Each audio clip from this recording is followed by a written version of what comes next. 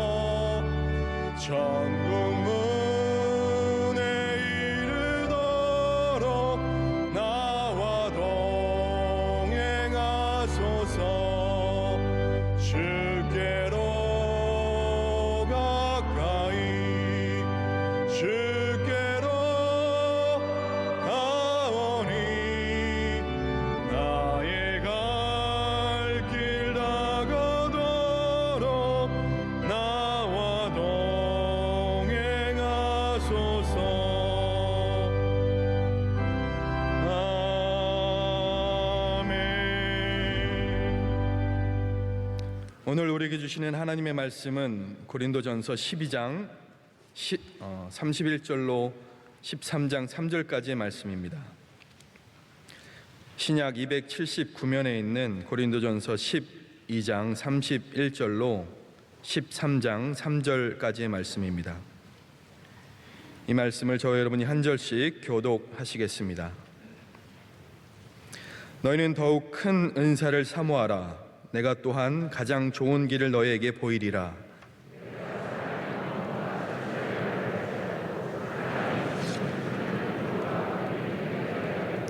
내가 예언하는 능력이 있어 모든 비밀과 모든 지식을 알고 또 산을 옮길 만한 모든 믿음이 있을지라도 사랑이 없으면 내가 아무것도 아니요 내가 내게 있는 모든 것으로 구제하고 또 내 몸을 해줄지라도 사랑이 없으면 내게 아무 유익이 없느니라.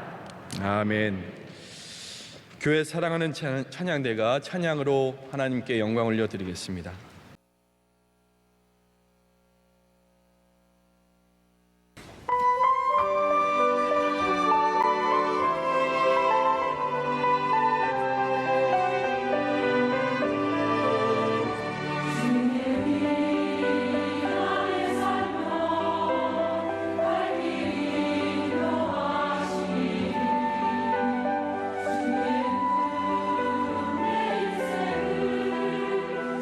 주의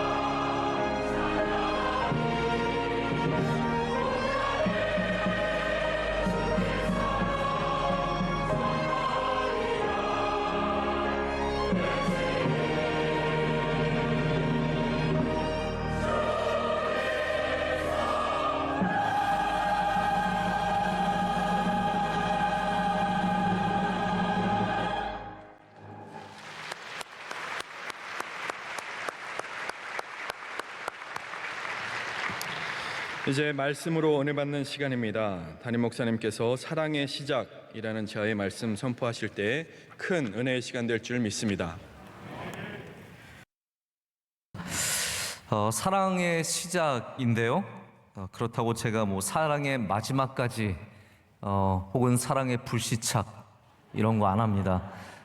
그냥 사랑의 시작만 하고 이걸로 말씀을 이제 맺을까 하는데요.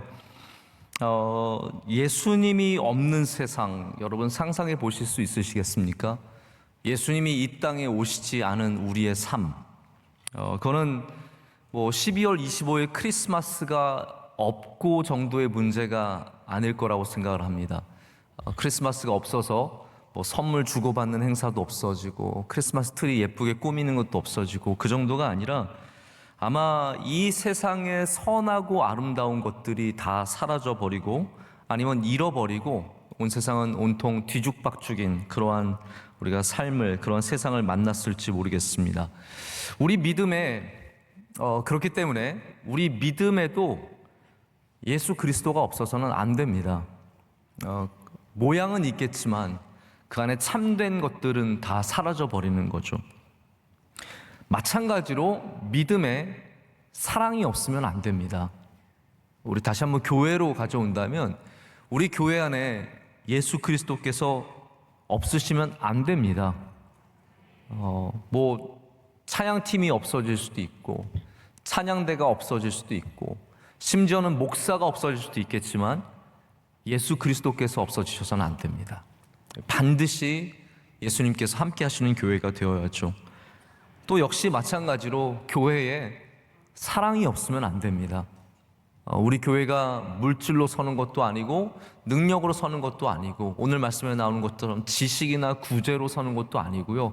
이 모든 것 가운데 사랑이 반드시 있어야 된다는 거죠. 제가 뭐 남의 교회를 옹호하고자 이 말씀을 드린 건 아닌데 어떤 신학교 교수님이 좀 멋지게 글을 쓴다고 하면서 이런 농담 아닌, 제가 볼 때는 이건 농담이 아니라 굉장히 모욕적인 건데요. 이런 얘기를 하시더라고요. 사람들은 이런 걸 농담처럼 하나 봐요. 뭐 사랑의 교회는 사랑이 없다. 뭐 소망교회는 소망이 없다. 명성교회는 명성이 없다. 제가 무슨 포인트를 갖고 이런 말씀을 하시는지 모르겠는데 이분이 잘못하시는 게 우리 명성교회는 명성이 그 명성이 아니잖아요. 우리는 높아지고자 하는 명성이 아니라 명일동의 소리인데 그것도 모르면서 뭘. 저는 사랑의 교회를 솔직히 가본 적도 없습니다. 부끄러운 얘기지만 저는 사랑의 교회를 가본 적도 없어요. 그 안에 들어가 본 적도 없고 저랑 아무 관계가 없습니다. 물론 아무 관계가 없는 건 아니에요. 오정현 목사님 조금 알고 가끔 통화도 하고 그러지만 제가 뭐 사랑의 교회랑 특별한 관계가 없지만 여러분 사랑의 교회에 우리가 함부로 사랑이 없다라고 말하면 안 되죠. 그 교회를 알지도 못하면서 그 교회의 본질인 사랑을 우리가 쉽게 평가해서는 안 됩니다. 그분은 그냥 농담처럼 이야기하면서 자기 할 이야기를 하지만 제가 그걸 보면서 괜히 제가 속상하더라고요. 왜 사랑의 교회를 갖고 이렇게 사랑이 있느니 없느니 자기가 판단하는지 굉장히 마음이 아팠습니다. 자, 그러나 여러분 우리 교회에 사랑이 없으면 큰일 납니다. 우리 교회는 사랑의 교회는 아니지만 우리 교회 안에도 사랑이 없으면 안 됩니다. 마태복음에 예수님께서 입성하신 다음에 연이어서 나타나는 사건들이 있습니다. 그 첫 번째가 뭐냐면 바로 성전에서 모든 장사꾼들의 상을 뒤엎으시는 사건이 일어나죠. 근데 여러분 말씀을 보시면 아시겠지만 그 말씀이 모든 말씀이 한 주제를 갖고 있습니다. 거기에서 예수님께서 성전의 장사꾼들을 비난하시고 그 다음에 뭐라고 말씀하시냐면 무화과 나무, 열매가 없는 무화과 나무를 보시면서 저주에 대해서 저주받을 것임을 말씀을 하시고 그 나무를 버리라고 말씀하시고 또 더 나아가서는 나중에 포도원에 일하러 가는 두 아들의 비유를 말씀하시죠.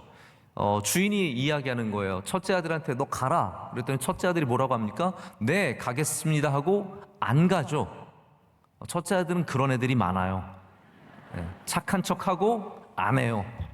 자기가 뭐 장남이고 대단히 뭐 집을 다 할 것 같지만 안 해요.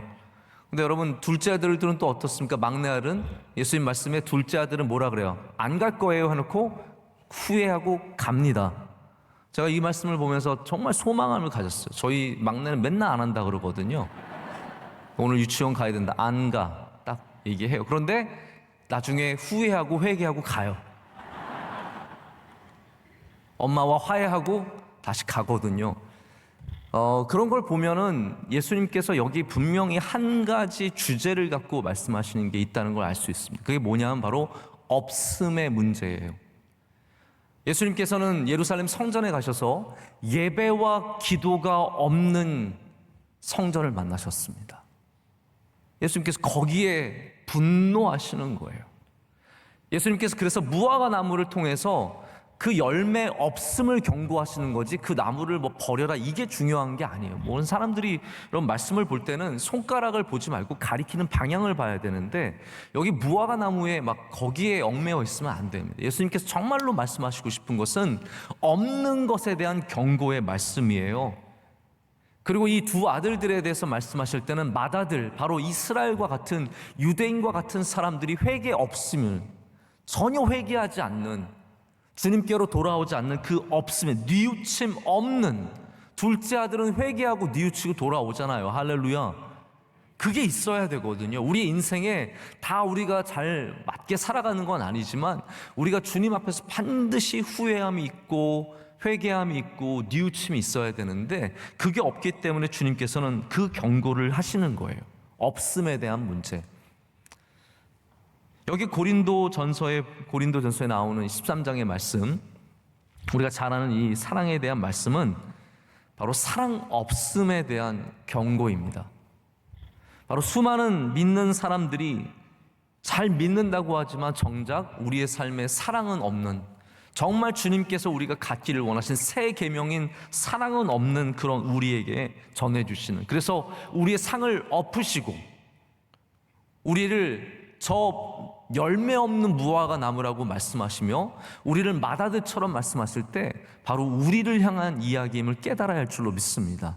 이 사랑 없음에 대한 문제는 남의 문제가 아니에요. 나는 좀 사랑이 있는데, 아닙니다. 우리 모두가 이 말씀에 귀를 기울일 때 우리 교회가, 여러분이, 여러분의 가정이, 여러분이 일하는 곳에서 사랑의 능력이 나타날 줄로 믿습니다.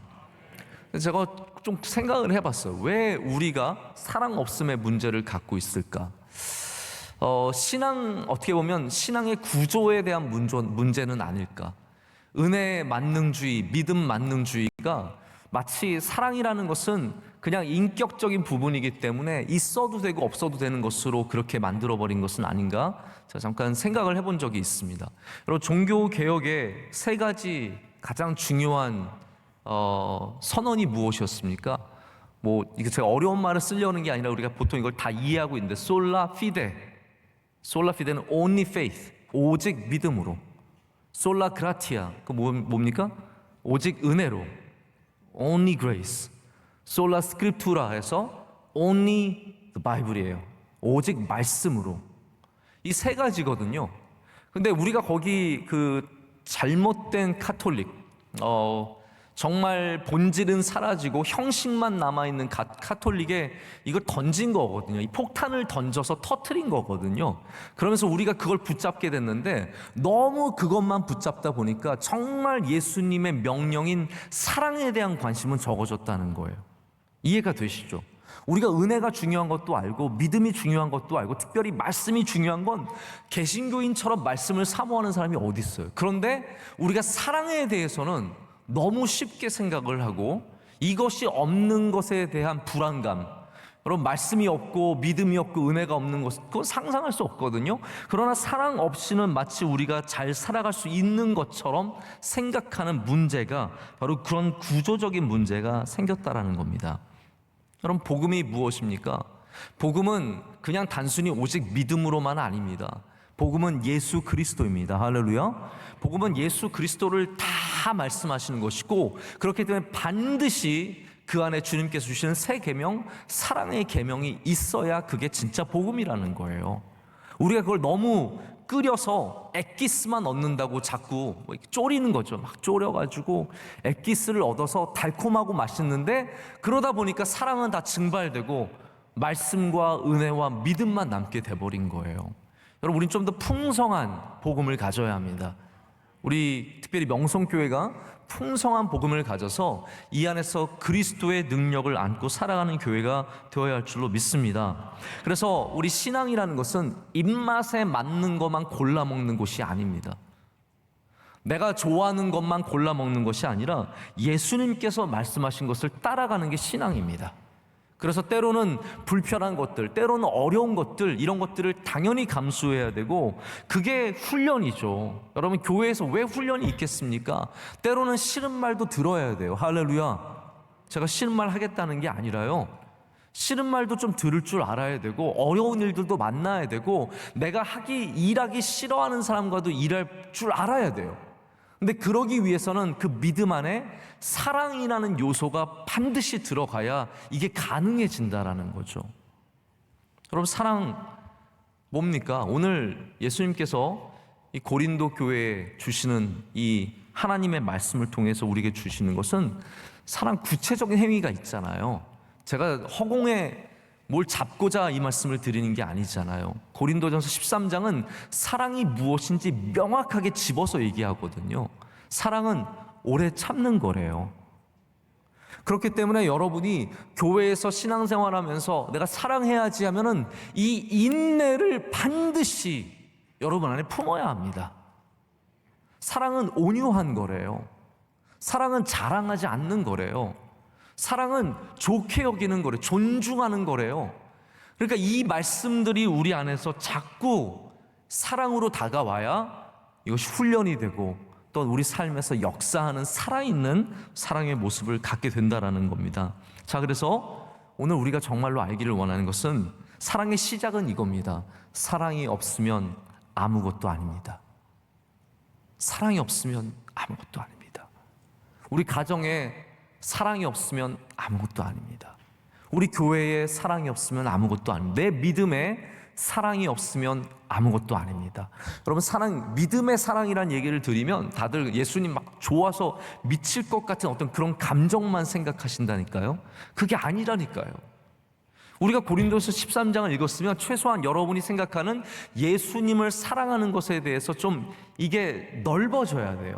내가 어떻게 사랑하는 것이 예수님을 사랑하는 것인가. 그냥 보고 싶은 그 감정만, 연애만 하셔서 그런지 자꾸 연애 쪽으로 이 감정을 끌고 가세요. 저는 연애를 잘 안 해봐서 잘 모르는 것 같습니다. 보고 싶은 게 뭐예요? 만지면 뭐 이렇게 가까이서 손 만지면 두근거리는 게 뭐예요? 잘 모르겠습니다. 근데 분명히 아는 것은 사랑은 오래 참는 것, 사랑은 온유한 것.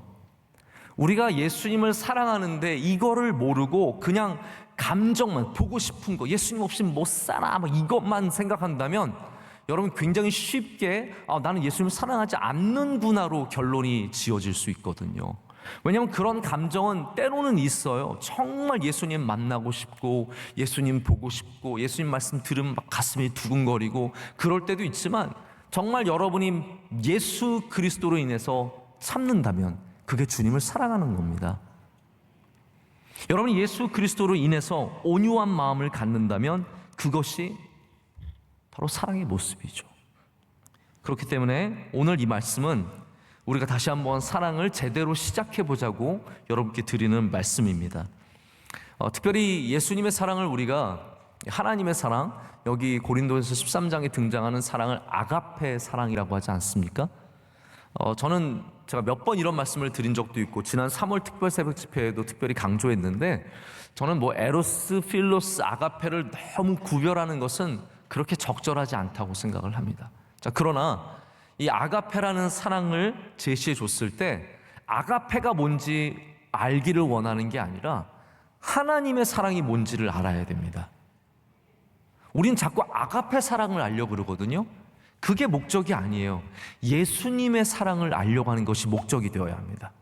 그래서 너무 그걸 뭐 필리오랑 아니면은 에로스랑 너무 구별할 필요 없이 예수님의 사랑이 무엇인지 알면 자연스럽게 아가페의 사랑을 이해하게 되는 것이죠. 그래서 우리는 반대로 가면 안 돼요. 아가페 사랑을 이해해서 예수님의 사랑을 이해하는 게 아니라는 거예요. 우리가 철학을 공부해서 예수님을 아는 게 아닙니다. 우리는 예수님을 알기 원하는 거예요. 그래서 오늘 말씀은 바로 예수님의 사랑이 무엇인지, 그 아가페 사랑, 예수님의 사랑의 특징을 말씀해 드리기를 원합니다. 짧게 5가지만 말씀을 드리는데, 첫 번째는 아가페 사랑은 보편적인 사랑이에요. 근데 우리가 보편적인 것은 특별하다의 반대말처럼 들리죠? 특별한 사랑이 아니라 그냥 평범한 사랑, 이렇게 들릴 수 있는데 그런 의미가 아닙니다. 보편적이다라고 말할 때는 이것은 유니버설이죠. 유니버설이라고 말하는 것은 전체적인 모든 것을 포함하는 그러한 모든 사람에게 미치는 사랑이에요. 하나님의 사랑의 능력은 얼마나 크냐면요, 의인을 사랑하시지만 또한 죄인을 사랑하시는 겁니다. 남자를 사랑하시고 여자를 사랑하시고, 우리나라가 요즘에 좀 성숙해지다 보니까 자꾸 이거 남녀 갈등, 젠더 문제로 너무 이 사회가 좀 복잡해지고 있어요. 여러분, 서로 존중하면 됩니다. 할렐루야. 서로 존중하고 귀하게 여기고 함부로 대하지 않으면 되는 건데, 이거를 자꾸 이념적으로 끌고 가거나 클래스로 싸우게 되거나 이러면 참 문제가 복잡해지죠. 하나님의 사랑은 남녀를 구별하지 않고 죄인과 의인을 구별하지 않습니다. 마치 하나님의 사랑은 비와 같아서, 햇빛과 같아서, 오늘도 빛의 아름다운 찬양을 전해주셨는데, 그 하나님의 햇빛이 주님 말씀하시듯이 악인과 의인에게 함께 비추는 것이고, 그 비가 악인과 의인의 땅에 똑같이 떨어지는 거예요. 여러분 위에만 딱 소나기가 내립니까? 혹은 여러분 위에만 빛이 비칩니까? 아니에요. 하나님의 사랑은 보편적이어서 이렇게 하나님의 은혜가 쏟아질 때는요, 다 같이 받는 거예요. 자, 이 안에 들어오기만 하면 오늘 다 말씀을 통해서 은혜 받을 줄로 믿습니다. 그것이 여러분이 의인이든 악인이든 남자든 여자든 이것과 아무 상관이 없다라는 것이죠. 하나님의 사랑이 그와 같이 우리에게 임한다라는 겁니다. 예수님께서는 우리에게 원수까지 사랑하라고 하셨거든요. 마태복음 55장 44절에 나는 너희에게 이르노니 너희 원수를 사랑하며 너희를 박해하는 자를 위하여 기도하라. 그래서 아가페의 사랑, 이 하나님의 사랑, 예수님의 사랑이 미치는 범위는 심지어 원수를 포함하는 겁니다. 자, 원수는 누굴까요? 여러분 원수 생각나는 왼수 있으세요? 남편 말고요. 남편, 내가 이 왼수를 만나가지고, 그 왼수 말고 여러분 원수 있으십니까? enemy, 여러분의 적, 여러분의 평생 기억, 딱 생각만 하면 갑자기 아래 어금니에 힘이 꽉 들어가는 그놈의 자식 만나기만 해봐라. 그런 원수가 있으십니까? 본헤퍼가 원수에 대한 정의를 내리는데, 이분은 나치와 싸웠던 분이기 때문에 분명한 어떤 원수에 대한 개념이 있어요. 적에 대한 개념. 근데 이렇게 얘기를 합니다. 완악하고 우리의 사랑에 완전히 무감각하며 우리가 그들을 용서할 때조차 그들은 우리를 절대로 용서하지 않고 우리의 사랑을 미움으로, 우리의 섬김을 조롱으로 갚는 자를 의미한다. 여러분, 이 정도 되면 진짜 원수 아닙니까? 아무리 사랑해도 변하지 않는 사람, 내가 사랑하면 오히려 비웃는 사람, 섬기는 것을 오히려 조롱으로 되갚아주는 사람, 인간 이하죠. 말할 수 없을 정도로 괴로운 사람인데, 예수 그리스도의 사랑은 바로 그 범위가 원수를 사랑하는 데까지 미친다라는 거예요. 여러분, 저 이거 결코 쉬워서 말씀드리는 것이 아니고 제가 그렇게 이루어서 말씀을 드리는 것도 아닙니다. 예수님의 사랑이 무엇인지 알기 위해서 말씀을 드리는 겁니다. 그러나 바라기는 우리가 조금 더 여기에 가까이 가기를 원합니다. 원수는 사랑하지 못해도 왼수는 사랑할 수 있도록, 우리의 가까이에 있는 정말 함께 살아가지만 너무 힘든 사람들, 그런 사람들을 사랑하는 데까지 나아가기를 바라고, 예수님께서 보여주시는 사랑의 모습이 바로 그러한 모습인 것을 오늘 우리가 꼭 알기를 원합니다. 두 번째 예수님의 사랑은 우리에게 주신 가장 최고의 법입니다. 고린도서 7장에 할례에 대한 이야기가 나와요. 거기에서 바울이 할례를 받은 사람들을 얘기하면서 무슨 얘기를 하냐면, 할례를 우리가 받았지만 할례는 사실은 아무것도 아니고 정말로 중요한 것은 할례가 아니라 하나님의 법을 지키는 것이라고 얘기를 합니다. 여러분, 하나님의 가장 귀한 법, 우리가 그것을 가장 축약해서, 제가 지난 설교에도 말씀을 드렸지만 율법 교사가 하는 말이 뭐예요? 하나님의 법, 가장 귀한 법 두 개가 뭐예요? 하나님을 사랑하는 것과 이웃을 사랑하는 것, 이 두 가지거든요. 최고의 법은, 하나님께서 우리에게 주신 가장 중요한 법은 뭐냐면 바로 이 사랑이라는 거, 하나님 사랑과 이웃 사랑. 그래서 교회가 가장 굳세게 붙잡아야 할 법이 바로 사랑의 법이라는 거예요. 우리는 하나님 사랑하고 이웃을 사랑하고, 그 법이 우리를 지배해야 된다라는 겁니다. 법의 관점은 그거 아니겠어요? 제가 변호사는 아니지만 법이라는 것은 우리의 삶을 관장하는 거거든요. 우리의 삶을 다스리는 거거든요. 그 안에서 살아가야 되는 거거든요. 그래서 시속 100km 이상은 불법이라고 하면 물론 넘어갈 때가 종종 있지만 그 안으로 달려가라고 법으로 제한을 둔 거예요. 그래서 우리에게 최고의 법으로 주신 것이 사랑의 법이기 때문에 우리는 오늘도 이 법을 알아야 합니다. 따라야 합니다. 그 안에서 살아야 합니다. 우리는 날마다 하나님 사랑, 이웃 사랑을 기억해야 합니다. 자, 세 번째 아가페 사랑, 예수님의 사랑은 다른 누구를 통해서 확증되는 게 아니에요. 그래서 아무리 사랑의 화신이라고 할지라도, 뭐 테레사 수녀이라고 할지라도, 어떠한 사랑의 화신이라고 할지라도 그분을 통해서 아가페 사랑이 확증되는 게 아니에요. 오직 예수님을 통해서 우리는 이 사랑의 확증을 받습니다. 진짜 여러분이 바라봐야 할 분은 예수님이라는 거예요. 그래서 사람에게 너무 실망하지 마십시오. 야, 어떻게 목사가 저럴 수 있어? 그럴 수 있어요. 어떻게 권사님이 저러실 수 있어? 저도 젊었을 때는 좀 그런 생각을 많이 가졌던 것 같아요. 뭐 어떤 일들 벌어지면서 막 그분이 집사님이세요, 그분이 권사님이세요. 요즘도 뉴스 그런 거 참 많이 나오잖아요. 얼마 전에는 드라마 바이블을 제작한 빌 황이라는 분, 그분이 좀 미국에서 경제계에서 좀 문제가 되어서 우리나라에서도 크게 다뤄진 적이 있어요. 저는 이분을 개인적으로 알지 못하지만 이분과 잘 아는 목사님이 저한테 자주 얘기를 해주셨거든요. 빌 황이 얼마나 부자인지, 맨하탄에 가면 얼마나 큰 아파트가 있는지. 근데 그 사람이 목사님 아들인데 정말 자기 삶의 가장 중요한 목적 중에 하나가 말씀을 잘 전하는 것. 그래서 연예인들 막 모아가지고 성경을 드라마로 만들었어요. 그래서 어플도 있어요. 그래서 그걸 받아서 막 보는 분이거든요. 저도 그 이야기를 듣고 참 마음이 아팠는데 지금 생각해보면 그래요.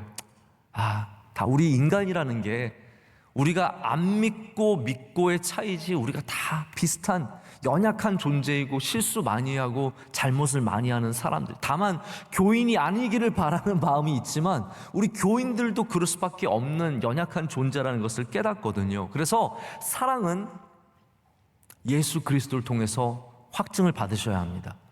항상 예수님 보면서 다시 정신 차려야 합니다. 신앙생활 사람 보면서 하면요 늘 넘어지게 되어 있습니다.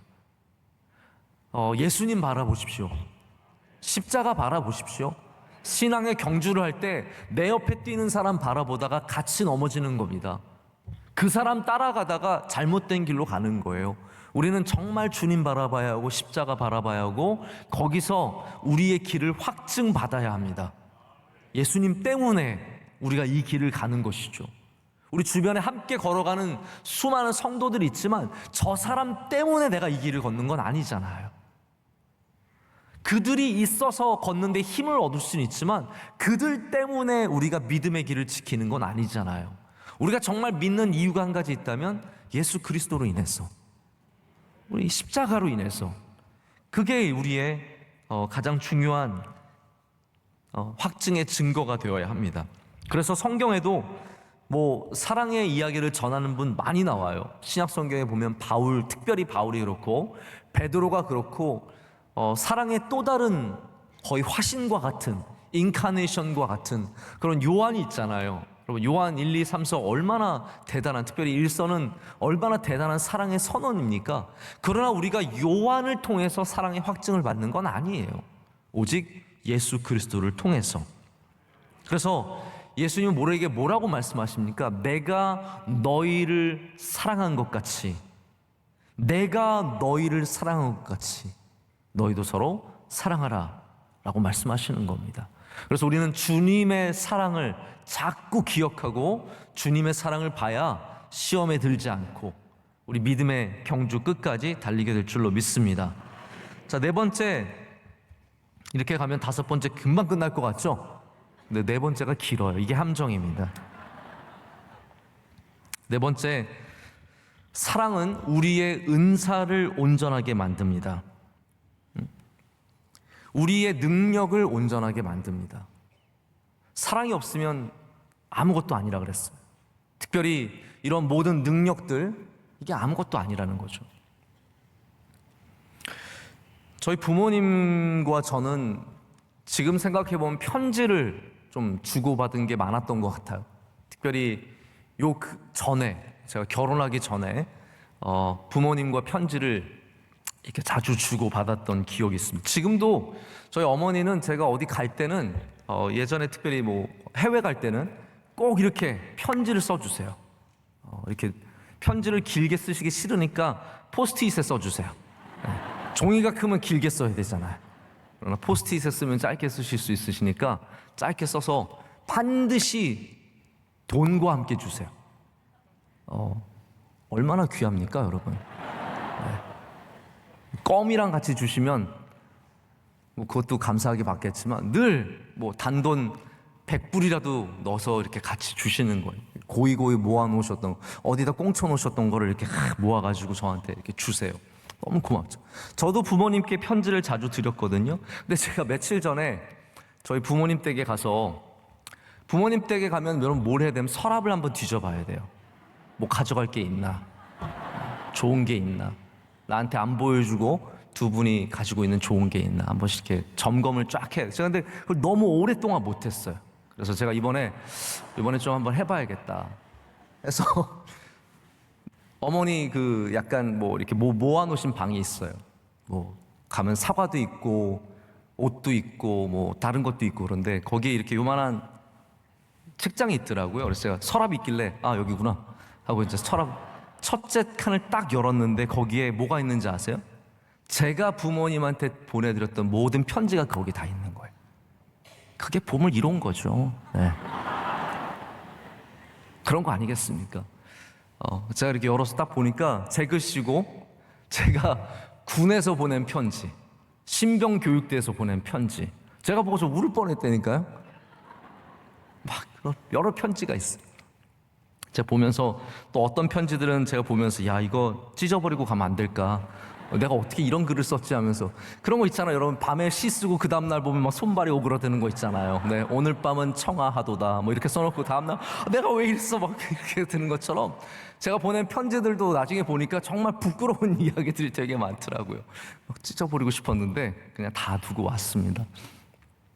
제가 어렸을 때 아버지에게 편지를 하나 받고, 사실 저는 편지를 통해서 아버지와의 관계가 많이 회복됐어요. 사춘기 때 좀 아버지와 이렇게 막 틀어지고 그런 부분들이 있었는데 이렇게 편지를 받으면서 많이 회복이 됐는데, 그 중에 하나가 늘 기억이 나요. 여러분도 제가 말씀드린 적이 있어서 기억나실지 모르겠는데, 제가 고등학교 때 아버지가 편지를 보내주셨는데 뭐 편지가 아니라 설교를 보내셨어요. 완전 설교더라고요. 지금 생각해보니까 뭐 잘 지내냐 안 했고 예수님은 말이지 하면서 이렇게 쭉 편지를.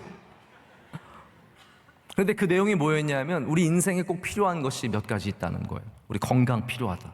쭉쭉쭉쭉 왜 건강이 필요한지. 우리 물질이 필요하다. 물질 쫙. 지식이 필요하다. 지식 쫙. 그 다음에 관계가 필요하다. 쫙. 설교죠? 그렇죠? 이렇게 딱 쓰신 다음에 근데 이 모든 것 믿음 없으면 아무것도 아니다. 설교죠.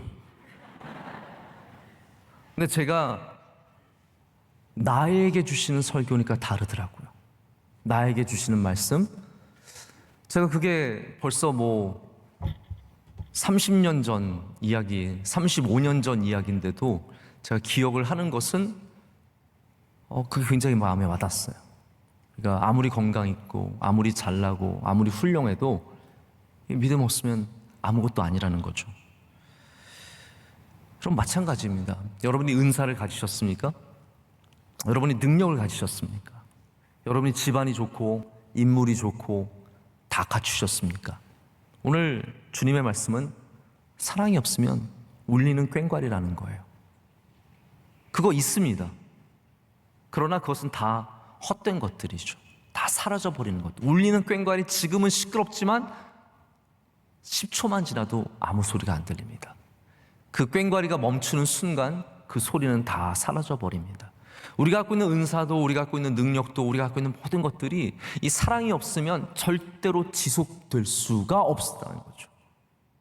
여러분, 믿음이 아무리 좋고 지금 교회 정말로 괜찮은 것 같지만 여러분, 사랑이 없으면 오래가지 않습니다.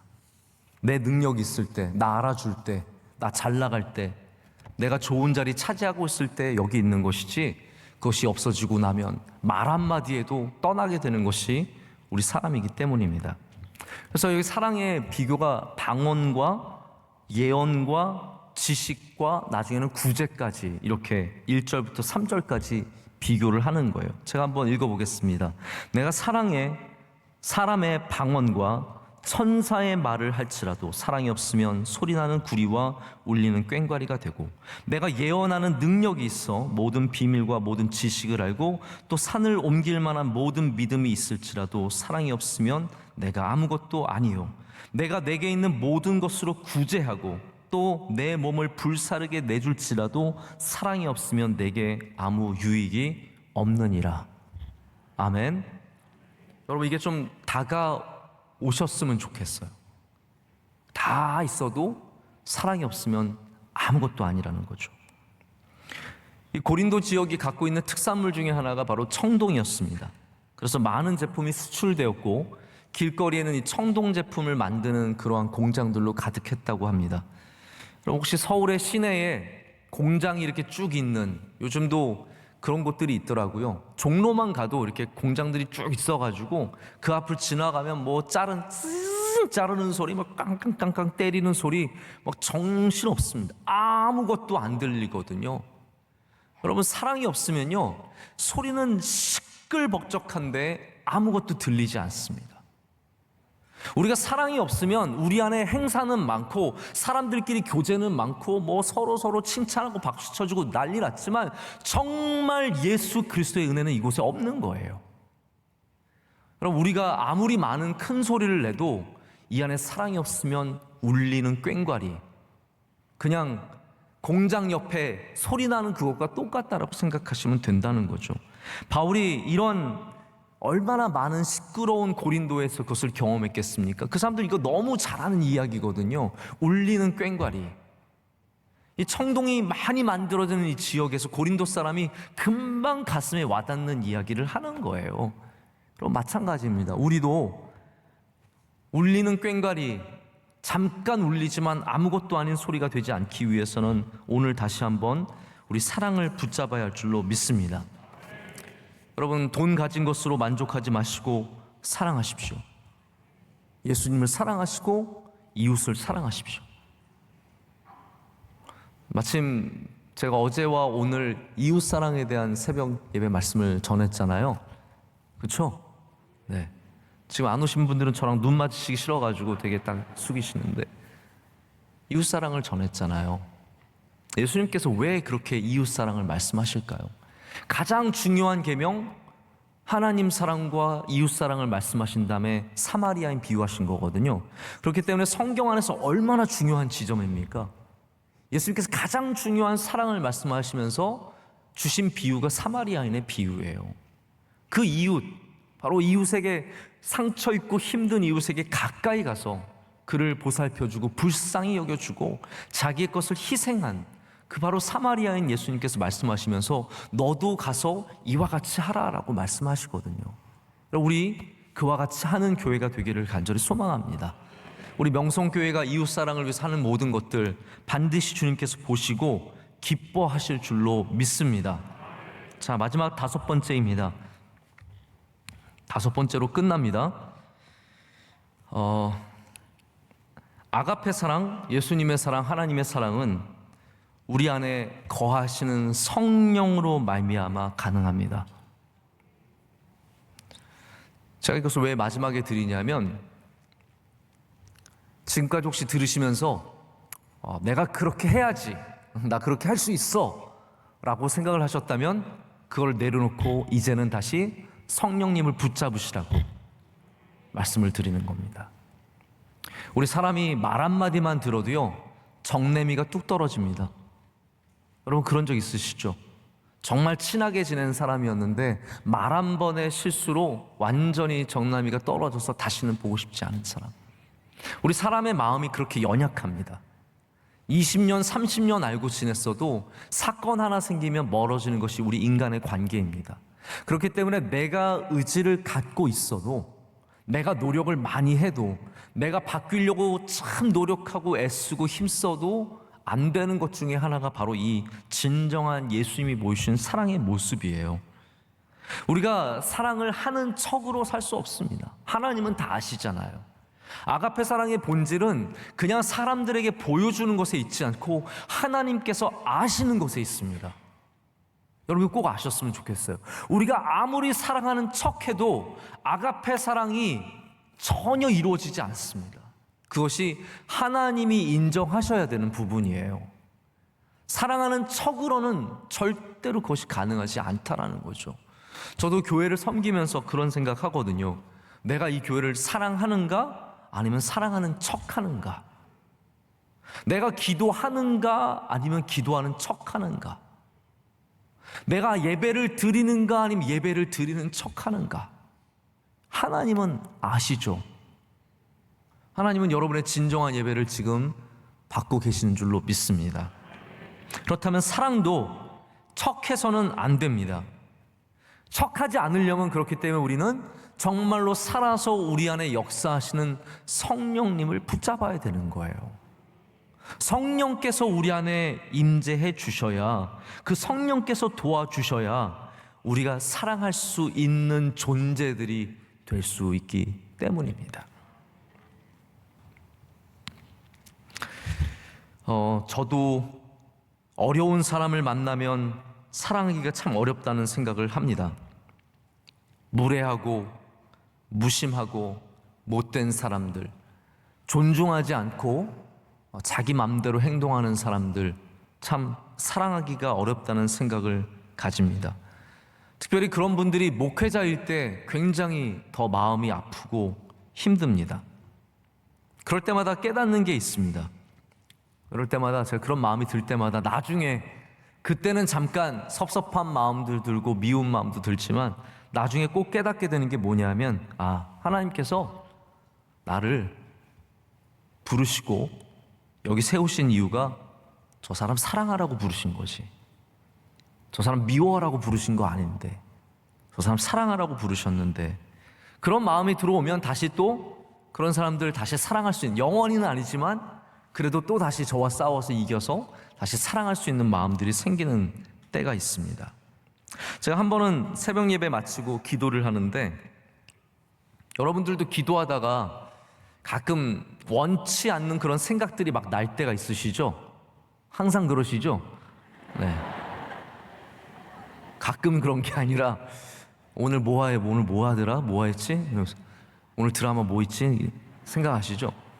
저도 가끔 이렇게 기도하다가 정말 제가 뭐 원치 않았던 사람이 생각난다든지 뭐 사건이 생각난다든지 그럴 때가 있어요. 요즘은 그렇지 않은데 한참 어려울 때 저희를 참 어렵게 하시는 한 목사님이 생각이 났어요. 그래서 제가 마음에 그 사람 진짜 어떻게 됐으면 좋겠다, 뭐 그런 마음도 좀 들면서 막 속상한 마음이 들고 있는데, 하나님께서 저에게 이런 마음을 갑자기 주시더라고요. 야, 너는 네가 걔보다 낫다고 생각하냐?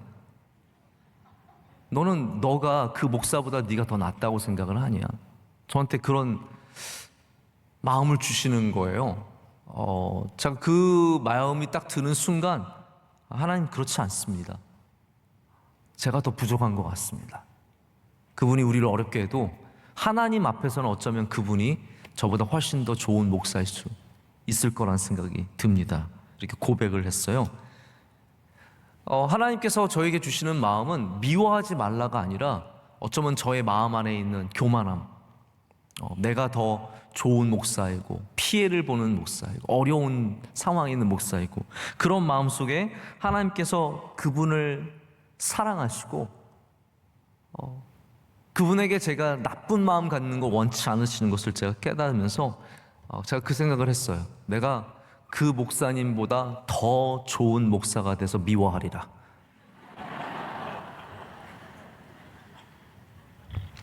하나님이 나만 사랑하십니까? 아닙니다. 아까 말씀드렸죠? 내 원수도 사랑하신대요. 하나님께서 우리만 옳다고 하십니까? 아니죠. 그렇기 때문에 우리는 다시 마음을 낮추고 다시 성령 안에 붙잡혀야 합니다. 성령께서 우리 안에 들어오시면, 우리 기도하는 가운데, 말씀 듣는 가운데, 예배하는 가운데 들어오시면 우리의 마음을 고쳐주시고 변화시켜 주시고, 상처 입은 마음이 있으면 회복시켜 주시고, 제가 그래서 그 다음에 상처 입고 힘들어서 그렇지 않습니다. 오히려 그러면 마음이 편해져요.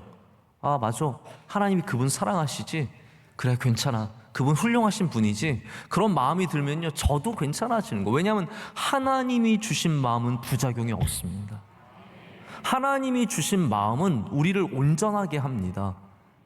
그래서 하나님이 마음을 주시면 그걸 붙잡고 살면 되는 거예요.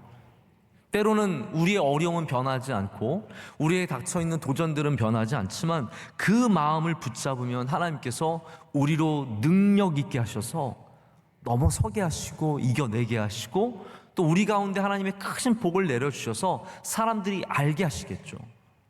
여러분, 저는 분명하게 믿습니다. 우리 교회가 잘못된 교회면 하나님께서 벌하실 거예요. 두려우십니까? 잘못된 교회가 안 되면 되는 거잖아요. 우리가 만약 하나님께 좋은 교회면 하나님 우리 교회를 복 주실 줄로 믿습니다. 그 마음으로 살아간다면 미워할 필요 없습니다. 두려워하지 말고 걱정하지 말고 하나님을 믿는 그 성령에 사로잡힌 마음으로 살아간다면 우리는 이 사랑의 시작의 발걸음을 제대로 시작할 줄로 믿습니다. 자, 말씀을 맺겠습니다. 지난 주일날 내리막길을 걸어가는 발걸음에 대해서 말씀을 드리면서 다윗이 얼마나 첫 발걸음을 잘 내딛었는지 말씀을 드렸습니다. 그가 그 어려운 상황 속에서도 하나님이 주신 지혜로 말미암아 급히 그곳을 떠나면서 사람들을 잘 데려가고 놓고 가서 그 내리막길 가운데도 하나님께서 동행하시고 은혜 주신 이야기를 드렸는데요. 여러분, 사랑의 발걸음도 마찬가지입니다. 여러분, 어떻게 우리가 사랑의 발걸음을 떼야겠습니까? 예수님 바라보시면서 떼시길 축복합니다. 자녀를 사랑하실 때도 욕심만으로 사랑하지 마시고 예수님의 사랑으로 사랑하시고 축복하십시오. 여러분의 일을 사랑할 때도 어떤 다른 목적도 있겠지만 다시 예수님의 사랑으로 열심을 내시고 참고 견디며 이겨내며 지혜를 구할 때 하나님께서 거기에 은혜를 주실 줄로 믿습니다. 우리 명성교회도 우리 평생 이 사랑의 발걸음을 이어갈 때 하나님께서 우리 교회를 통해서 영광 받으시고 여러분의 삶의 가운데도 능력에 능력을 더하실 줄로 믿습니다. 사랑이 없으면 아무것도 아닙니다. 그러나 사랑이 있으면 우리는 아무것도 아니어도 이미 모든 것을 가졌습니다. 마지막 찬양 부르신 곳에서 이렇게 찬양하시겠습니다. 따스한 성령님, 따스한 성령님, 마음으로 보내 내 몸을 감싸며 주어지는 평안함, 만족함을 부르신 곳에서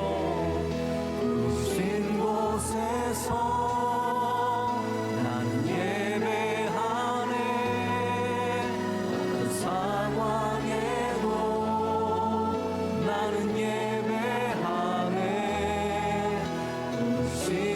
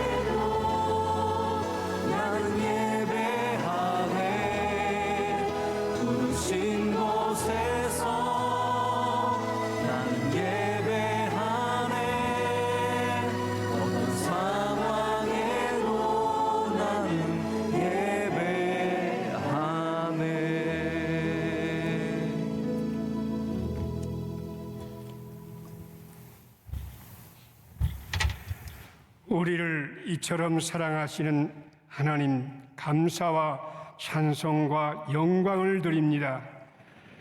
우리가 예수님이 우리를 사랑한 것처럼 우리도 서로 사랑하기를 원하여 주님께 간구하오니 성령님으로 충만한 교회가 되어서 성령님의 은사로 우리가 사랑하며 성령님의 열매로 사랑하며 그 사랑으로 하늘의 은혜가, 하늘의 능력이, 사랑이 우리 교회와 이 땅 위에 가득하게 하여 주시옵소서.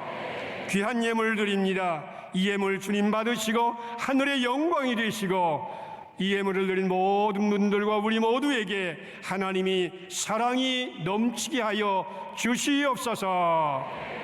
이 모든 말씀을 예수님 이름으로 기도드리오며 이제는 우리 구주 예수 그리스도의 크신 은혜와 하나님 아버지의 극진하신 사랑하심과 지금도 우리 가운데 오셔서 우리가 할 수 없는 그 사랑, 그 풍성한 사랑, 그 넘치는 사랑, 그 은혜의 사랑을 사랑하게 하여 주시고 그 사랑으로 이 땅을 가득 채워주시는 성령님의 놀라운 은사와 교통하심이 저희를 머리 위에, 이 교회 위에, 명성교회에 속한 모든 권속들과 하나님의 사랑하는 땅의 모든 백성을 머리 위에 지금으로부터 영원토록 함께 하시기를 간절히 축원하옵나이다.